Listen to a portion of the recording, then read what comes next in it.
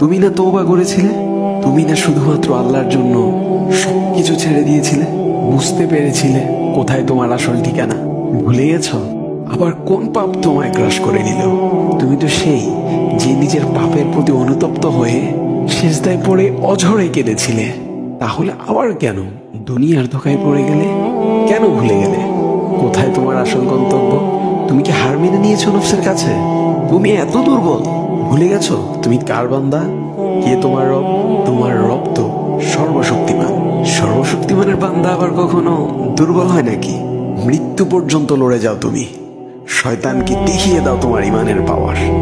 শয়তানের ধোঁকায় পড়ে অনেক পাপ করে ফেলেছো, তাই নিরাশ হয়ে গেছো তুমি, তাই না? তুমি কি জানো না তোমার রব কতটা মহান? তিনি তো তোমাকে ক্ষমা করার জন্য অপেক্ষা করছেন। তাই ফিরে আসো সেই রবের দুয়ারে, যার দুয়ার কখনো বন্ধ হয় না।